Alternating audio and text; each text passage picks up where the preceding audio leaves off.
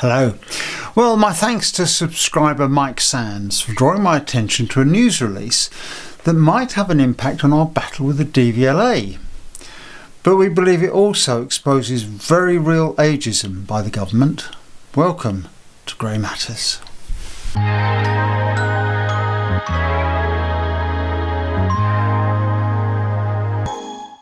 Hello and welcome to Grey Matters, the channel that promotes the fact that the older generation still matters and has relevance, and which looks at issues that matter to the older generation.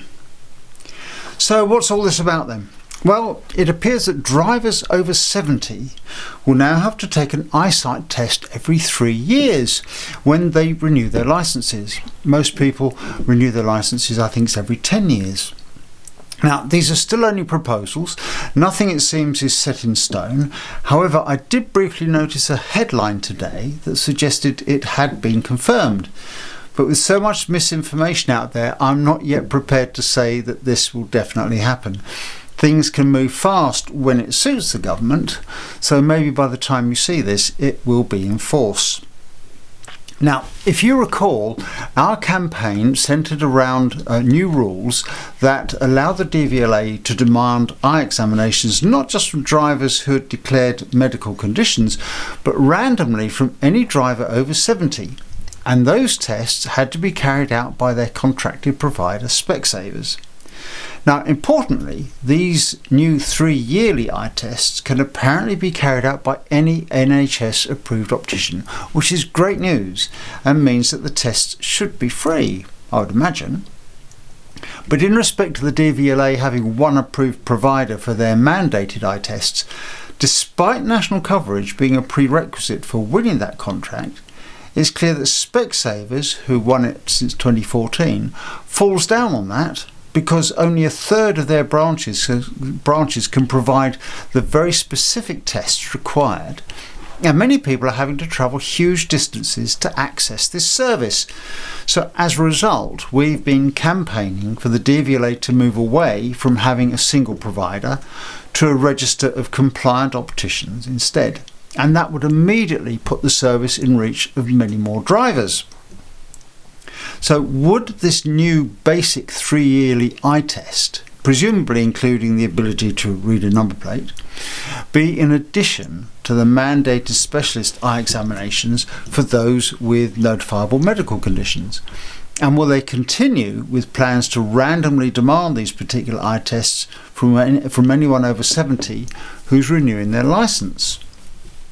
I still think it's wrong for any driver to be forced into using a single service provider, so I reckon we still have a fight on our hands to open this up to any compliant optician. But don't misunderstand me.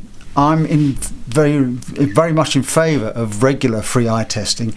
I don't want unsafe drivers on the road, nor do I want to be an unsafe driver. But eyesight problems aren't limited to the elderly. There are many health problems that can strike at any age that can have an impact on eyesight, and yet I imagine with the current medical self-reporting, many go unreported. For me, the big issue over these 3-yearly tests is that the statistics don't support the need for them, despite what the government say. With all the new rules coming out to keep our roads safer, Lillian Greenwood, a local transport minister, says that the strategy aims to balance personal freedoms with measures to save lives as Britain's older population continues to grow. So according to Greenwood, getting older people off the road will save lives? Putting all the blame on us, eh? And to support this new 3-year testing, much has been made of the over 70s collisions record, which seems that once again, when we hit that milestone, we're immediately regarded as incompetent behind the wheel. And I can easily refute all that, and I will in just a moment. But first, do we actually know anything about defective vision as a contributory factor? Well, yes, we do know a little. According to RoSPA's 2023 Eyesight and Driving Fact Sheet, 176 collisions in 2022 involved uncorrected defective eyesight as a contributory factor. But you know that represents less than 1% of all police reported collisions. And unbelievably, for some reason, the Department for Transport older drivers fact sheet from 23 does not publish a table showing specific numbers of defective vision by age group, yet the raw data does apparently exist. To get that information, a Freedom of Information request is needed, so maybe that's the next task for me to do. However, the fact sheet does confirm that vision-related contributory factors include vision affected by sun dazzle, which we reported on in an earlier video, and that is more common in drivers age 70 plus than in middle-aged drivers. So let me take you back to the stats I gave you a few months ago, which clearly demonstrate that older drivers are not the road safety risk the government is trying to imply we are. They show there is a conclusive imbalance in the way older drivers are treated. In 2023, which is the latest data we can get, around 25% of all car drivers killed or seriously injured were older drivers in the 70 plus range. Unfortunately, the data doesn't tell us who was at fault in those fatal collisions, so just because an older driver was involved doesn't mean the collision was their fault. Medical issues such as an illness or mental or physical disability, which I guess might include defective vision, accounts for only 11% of collisions.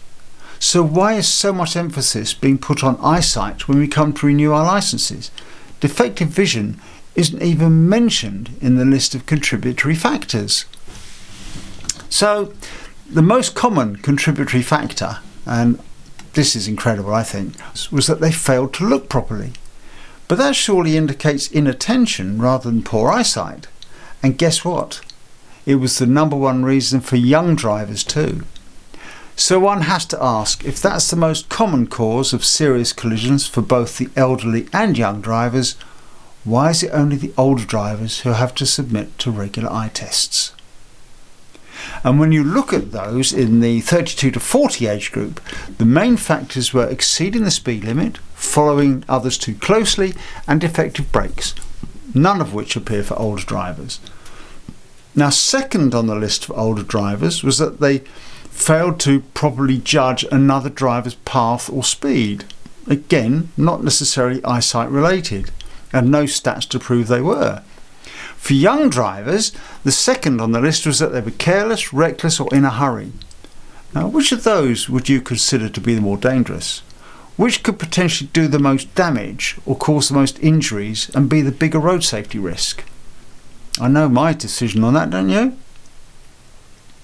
There are no recorded stats for damage-only collisions, so they can't be a factor in deciding that the over 70s are unacceptable risk due to poor eyesight. So, whilst I welcome regular eyesight testing, I think it needs refining. It's disproportionate and unreasonable to presume that the over 70s are the only drivers who should have their eyesight checked, especially as the stats don't prove it's warranted. Perhaps we should campaign for all motorists to submit to an eye test, say, every 10 years upon licence renewal. I think that would show a much more significant reduction in collisions than just picking on the elderly. Now, Age UK said it supported the change, but they agreed that eye tests alone would not lead to a significant reduction in car crashes, which is exactly our argument. I mean, government ministers say that the new rules are designed to respond to the collision stats without unfairly penalising people simply because of their age, which is complete bunkum, because that is exactly what the new rules are doing. And yet those morons simply trot out the party line, probably without researching it properly themselves. The only stats they have are those that have been published, the stats that we've reported on this channel, that 25% of all KSI collisions involve older drivers and that 11% are due to medical issues. Vision defects are not mentioned anywhere. Now, last year there were inquests that looked into the deaths of 4 people killed by drivers with failing vision. Just 4. Hardly a reason to subject all over 70s to this. And again, I say I don't mind submitting to an eye test, but when the facts don't support the government's premise, then it's clear that this is age discrimination. So as for our current campaign, we will still push on with it, but I think this issue also needs addressing. Let us know your thoughts on this. We're going to be wrapped up with so many campaigns, I don't know what we're going to do, quite frankly. But thank you too for all of you who sent in suggestions when I asked for them on how we can advance our DVLA campaign. We've had a lot of response and a lot of good suggestions, so we'll be looking at those. So that's it for the time being. Thank you so much. There's more on this to come, I've got no doubt. And we've got something on TV licensing coming up as well. So if you've not subscribed, then please do so, and don't forget you can hype these videos for the first 7 days after they've been published. That's on mobile devices, and do share the videos, because we want to get this sort of message, this campaign stuff out there for people to see. So the more shares we get, the further we can spread this. So thank you so much indeed, and until the next time on Grey Matters, is bye for now.